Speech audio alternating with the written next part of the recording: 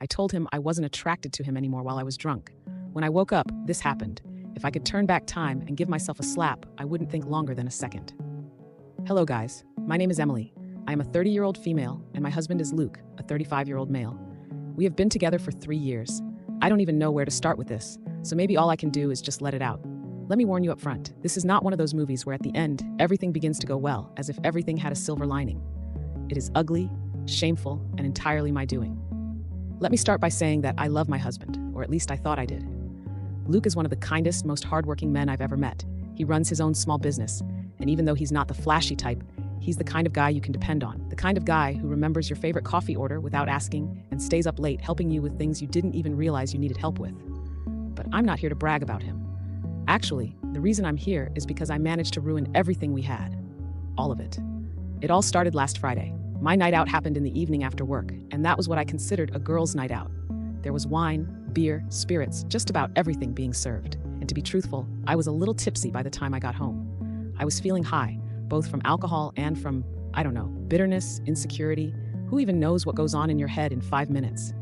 Luke was waiting for me when I got home. He'd stayed up late because he wanted to make sure I got back safe. And what did I do? Instead of thanking him, I looked him straight in the eyes and said, "I'm not even attracted to you anymore." Yeah, I know. What kind of person says that to their husband? The worst part? I didn't even know I said it in the first place. That morning, I woke up with blurred vision and indistinct thoughts, feeling like my head was going to burst into flames. Luke was sitting on the edge of the bed, looking at the carpet as though his heart had been ripped out of his chest. His first words to me, "Is this what you really think of me?" And that is when it all fell apart. Luke and I met about 4 years ago at this little cafe downtown where he worked as a manager. I still remember the first time I saw him. He was standing behind the counter wearing this plain button-up shirt and the kind of tired smile that told me he'd had a long day. I wouldn't call it love at first sight. It wasn't anything like that. He wasn't my type at all. I mean, he was cute in a way, but not in the tall, fit, charming way that usually caught my attention. Luke was different, quiet, dependable. Honestly, just a bit ordinary. I didn't pay much attention to him at first. We exchanged a few words one day when I went in during lunchtime. I had left the napkins behind, and instead of just passing them to me, he cracked this little joke saying, "Either you're saving the world now or something." It wasn't hilarious, but I laughed. I suppose that's where it all began. At the time, I wasn't really looking for a relationship. I just come out of a messy breakup with this guy who, looking back, was all looks and no substance. My friends were always teasing me about my bad taste in men, and one of them even said, "Emily, maybe it's time to stop going for the flashy guys and find someone who actually treats you right." I guess Luke fit the bill. He wasn't flashy or overly confident, but he had this way of making you feel safe. Several weeks went by where I'd occasionally visit the cafe, and one day he invited me out. I even recall taking some time to think before responding yes. Although I didn't know whether I was physically attracted to him or not, I told myself, why not? I was done with men who were infatuated with me but had no regard for me as a person. And Luke, he cared. It was clear immediately. We dated for about 1.5 years before he proposed. It wasn't anything grand, no big romantic gestures or fancy dinners. He just took me to our favorite park one afternoon, pulled out a ring and said, "You're my best friend. I can't imagine life without you. Will you marry me?" It wasn't the kind of proposal you'd see in a movie, but it felt right. So I said yes. The whole first year of our marriage was fine, great even. Luke was all the things I believed I needed in a partner. He was a good friend, very dependable, friendly, and would always find time for me despite his hectic job. I'd never felt more loved. Yet somewhere along the way, the slide began. I can't pinpoint exactly when it happened, but little cracks started to show. It wasn't like we were fighting all the time. It was more subtle than that. I started noticing things I hadn't before, like the way his shirts didn't fit quite right, or how he never seemed interested in working out. I told myself it didn't matter, but part of me wondered if I'd settled too soon. Looking back, I cannot say when it happened, but at some point I started to perceive Luke differently. It wasn't like he suddenly transformed into a completely different person or did something wrong. He remained the same good-natured man I married, but something in me shifted. Maybe it was the numerous brunches I had with my friends. Things like, "Have you seen how much weight I bench pressed today?" Or "Evan took me on a weekend getaway without asking. Look at this photo of how healthy he looks." Then they'd turn to me, and I'd feel that sinking feeling in my stomach. Don't get me wrong, Luke was great in a lot of ways. But in those moments, all I could think about was how we didn't fit the picture-perfect image I wanted. I'd scroll through Instagram and see couples smiling at the gym or on exotic vacations. Then I'd look at the few pictures I had with Luke. He wasn't photogenic. He always looked stiff, and his clothes never seemed to sit right.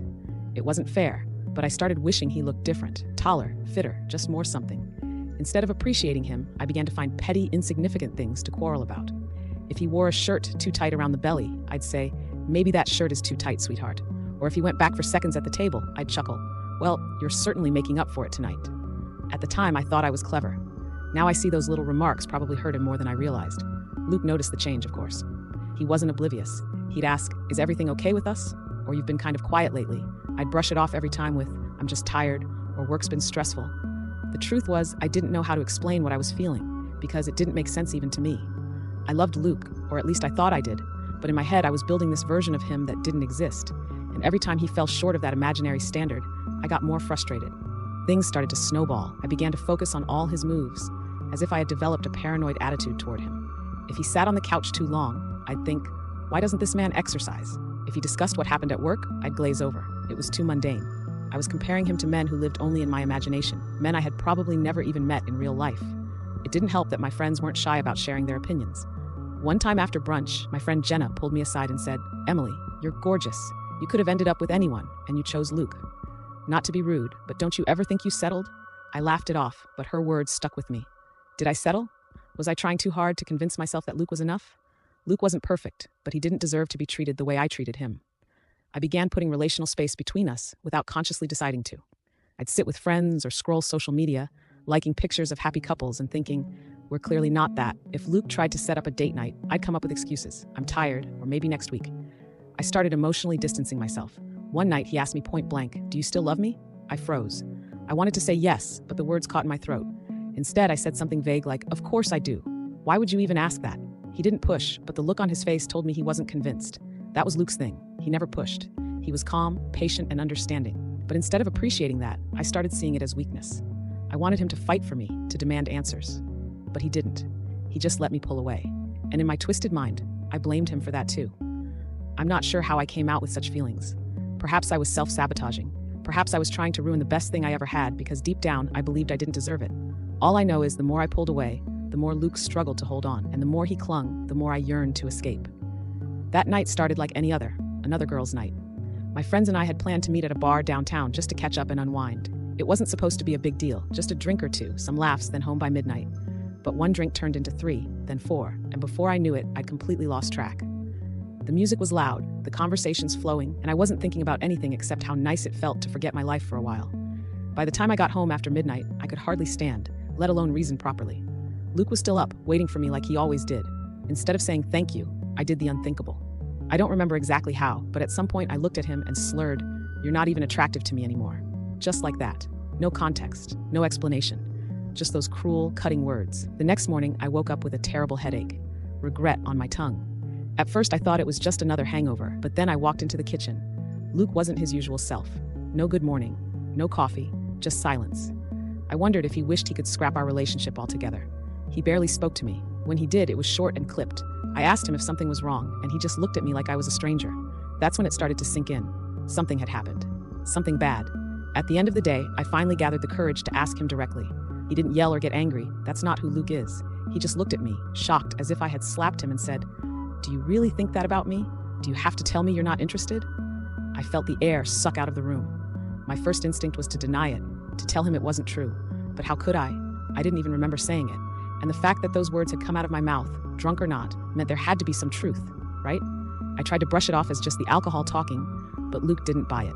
And honestly, I couldn't blame him. When he asked me if I was truly not attracted to him, I froze. After what felt like an eternity, I murmured an apology. It was just the liquor talking. I didn't mean it. Even as I said it, I knew how feeble it sounded. Luke didn't argue. He didn't fight. That almost made it worse. He just nodded slightly like he was processing and said, "I need some time to think." Then he walked away, leaving me in the kitchen with a pit in my stomach. The next several days were odd. Luke didn't mention it again, but everything was different. He cut me off emotionally, building a wall as if it were the most natural thing in the world. He started leaving for work early, coming home late, saying he had more business to handle. At home, his communication was minimal. The little things I used to cherish, him asking about my day, sharing silly stories from work, they stopped. He wasn't rude. He wasn't mean, but his silence was deafening. Every glance felt colder, every response more distant. The guilt began to consume me. It wasn't just about that drunken night. It was about everything. The resentment I let build up, the digs at his appearance, the emotional distance I'd created long before. Now I was paying for it. I tried to fix things. I cooked his favorite meals, even though I was terrible at cooking. I left little notes in his lunch bag like I used to. One night, I even tried to initiate intimacy, hoping it would bridge the gap. But every time, he just gave me that sad, tired look, like he wanted to say something but couldn't. Then he'd say, "I'm not in the mood. Maybe another time." It hurt, but I couldn't blame him. I had started this mess. The stress was obvious, even to those around us. My friends noticed almost right away, at least the more observant ones did. Once during brunch, Jenna asked, turning to me, "Is everything all right between you and Luke? You seem off." I referred to it as a phase, to which she just asked if we were breaking up, but the look on her face didn't seem to believe it. A few days later, frustrated, I finally told her about it, if that is the best way to describe it. I explained to her the night that I got drunk, the things that I uttered, and the developments which followed that night. Jenna didn't sugarcoat it. "Emily, you should have been more careful," she said, her voice low so the other girls wouldn't hear. "You know Luke's a sensitive guy. Stuff like that, especially coming from you, sticks with him. You need to fix this before it's too late." I nodded, but her words only added to the weight on my chest. I knew she was right, but how do you fix something when the other person has already started pulling away? The silence was the worst part. He did not scream at me, did not argue, did not say a single word that could be translated into an accusation directed at me. He just existed. And in a way that stung worse than if he'd exploded. It was as if there had been a silent agreement between us that I was not worth turning his head around for. That realization crushed me. I started overthinking every little thing I did.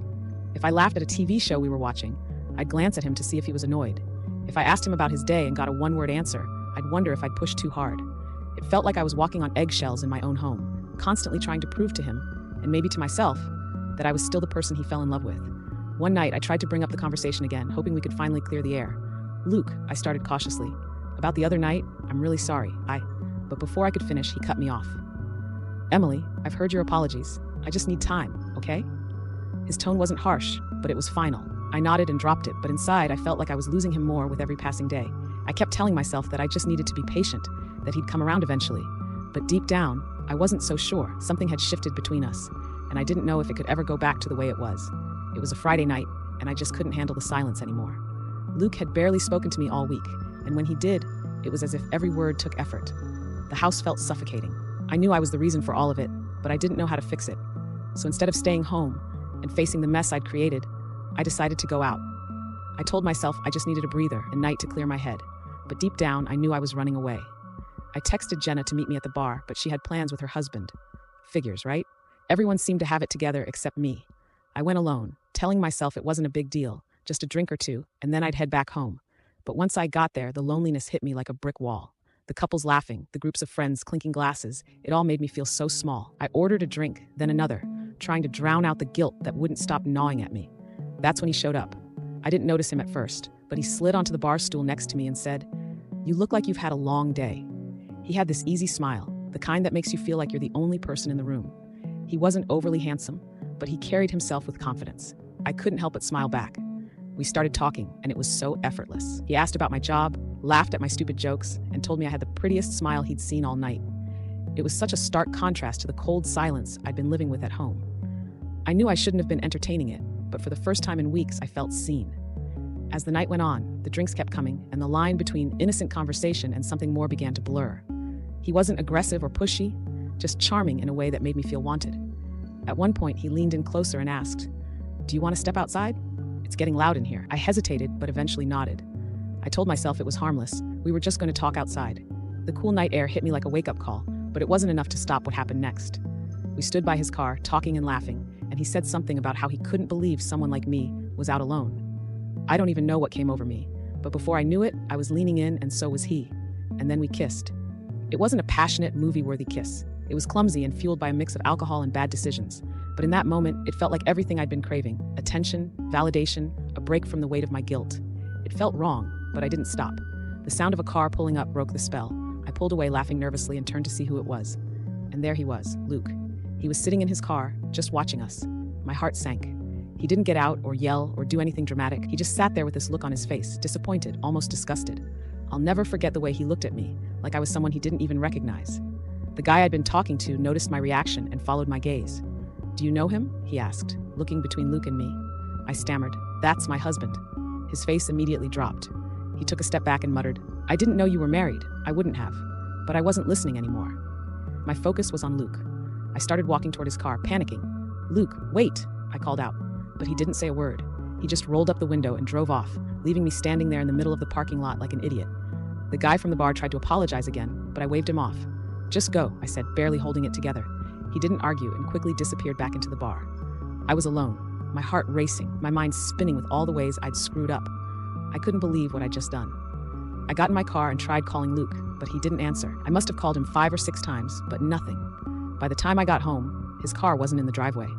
The house was dark and his keys were gone. That's when it hit me. I might have just destroyed the last bit of trust he had in me, and this time I didn't think I could fix it. The next morning, I woke up feeling like I'd been hit by a truck. My head was pounding, my stomach was in knots, and the events from the night before were playing on a loop in my mind. I barely got any sleep after what happened. I kept hoping Luke would come home, that maybe he'd cool off and we could talk it out, but he never did. When I walked into the kitchen, there he was, sitting at the table with his arms crossed. He looked like he hadn't slept either, but his face was too calm.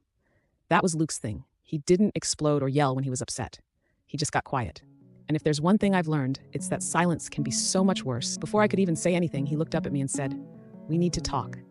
His voice was steady, but his words felt like a punch to the gut. I sat down across from him, my hands trembling, and tried to find the right thing to say. But before I could open my mouth, he started. "You made it clear last night that you don't respect me or our marriage," he said, his tone cold but controlled. "You've been pulling away for months, Emily. I've been trying to ignore it, hoping we could work through it. But what I saw last night," he paused, his jaw tightening, "that was the final straw." I felt my throat close up. "Luke, it wasn't what it looked like, I swear. I didn't mean for any of that to happen." My voice cracked, and I could feel the tears starting to well up. I was just... "Don't," he cut me off, holding up his hand. "Don't make excuses. You kissed another man. You chose to do that, Emily. And even if you didn't mean for it to happen, it did. And I can't come back from that." I broke down, the weight of everything crashing over me. "I'm so sorry," I sobbed. "I messed up. I know I did. But I love you, Luke. Please, just let me make it right." He shook his head, and for the first time I saw his eyes glisten, though he didn't let a single tear fall. "I gave you everything I had, and it still wasn't enough. I don't even know who you are anymore. I hope you find whatever you're looking for, but it won't be with me." Those words hit harder than anything he could have yelled at me. I wanted to argue, to plead with him, but I could see it in his face. He was done. This wasn't just anger or hurt, this was final. He stood up and walked toward the door.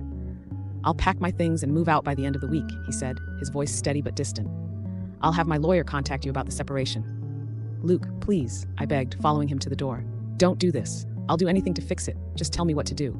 He turned to look at me one last time, his expression blank. "You can't fix this. Emily, you broke it, and I'm not staying to pick up the pieces." And then he was gone. The days that followed were some of the worst of my life. True to his word, Luke packed his things and moved out by the end of the week. He didn't argue or fight. He didn't even ask for anything except his clothes and a few personal items. The house felt empty without him, and I spent most of my time crying, replaying every mistake I'd made in my head. When his lawyer reached out about the separation, it felt like the final nail in the coffin. Luke wasn't dragging things out or leaving room for reconciliation. He was cutting ties, plain and simple. I signed the papers in a daze, barely able to process what was happening. I tried reaching out to him a few times after he moved out, hoping he'd at least agree to talk, but every call went straight to voicemail, and every text went unanswered. It was like I'd become a stranger to him, someone he wanted no connection to. And honestly, I couldn't blame him. I had disrespected him, our marriage, and everything we built together. I thought I was trying to fix us, but all I did was push him further away. And now I was left alone, staring at the wreckage of a life I destroyed with my own hands. Update. It's been a little over 6 months since Luke walked out of my life, and honestly, not a day goes by where I don't think about how badly I screwed things up. He's moved on now, and from what I've heard, he's doing better than ever. He's dating someone new who's not only drop-dead gorgeous, but also seems to genuinely make him happy. I caught a glimpse of her once by accident when I ran into them at the grocery store. She was laughing at something he said, and he looked free, like a weight had been lifted off his shoulders. He's thriving, opening a new business, and from what I hear, she treats him like a king. Meanwhile, I'm here in a studio apartment, wondering how I let it all go. The apartment is tiny and depressing, to be honest. My parents helped me move in after the separation, but even they seemed more disappointed than supportive. My mom didn't sugarcoat it. She said, "Emily, you had everything most women dream of, and you threw it away. I don't even know who you are anymore." That hurt, but she wasn't wrong. I've had a lot of time to think about where I went wrong. It's not just the cheating or the hurtful things I said. It's the way I let my insecurities get in the way of something real. I was so focused on what other people thought, on wanting a perfect life that looked good on the outside, that I completely overlooked what I had, a stable, loving relationship with someone who truly cared about me. Now I'm the one people whisper about. Even my friends have distanced themselves. Jenna said her husband didn't want her hanging out with me because I'm a bad influence. That stung more than I expected. But again, I can't blame him. I've become the cautionary tale, the person people point to and say, "Don't end up like her." I don't know if I'll ever forgive myself for what I did, but I'm trying to move forward. If nothing else, I hope someone hears my story and learns from it. If you have someone who loves you for who you are, don't take it for granted. You might not get a second chance. Looking back, I know I've lost Luke for good. There's no fixing this, no going back to how things were. And honestly, I've made my peace with that. I had something so rare and valuable, a man who loved me unconditionally, and I let it slip through my fingers because of my own insecurities and shallow fears. If I could go back and undo it all, I would. But life doesn't work that way, does it? I've spent a lot of time reflecting on everything. At first, I wanted to blame the circumstances, the pressure from friends, or even Luke's lack of change. But the truth is, I have no one to blame but myself. He was everything I could have ever asked for, but instead of appreciating that, I let my own self-doubt and vanity poison our relationship. I can't change the past, but I can own up to it. I hope my story serves as a lesson for someone out there, anyone who might be in the same place I was. If you have someone who loves you for who you are, don't let your insecurities ruin it. You might not get a second chance. Trust me, the grass isn't greener on the other side, and chasing after some unrealistic version of perfect is the quickest way to lose something real. To Luke, if you ever hear this, I'm sorry. I know that doesn't fix anything, but I need to say it. You deserved better than what I gave you, and I hope you found that now. I hope she treats you the way I should have. And to everyone listening, thank you for sticking around to hear my story. Be kind in the comments, or don't. I probably deserve whatever you have to say. This isn't one of those tales where the narrator gets a happy ending or redemption. It's just reality. And sometimes reality is messy and painful. But it's mine, and I'm learning to live with it. That's it for me. Take care of the people you love, and don't take them for granted. Bye for now. This story is over, but the next one will leave you speechless. Subscribe.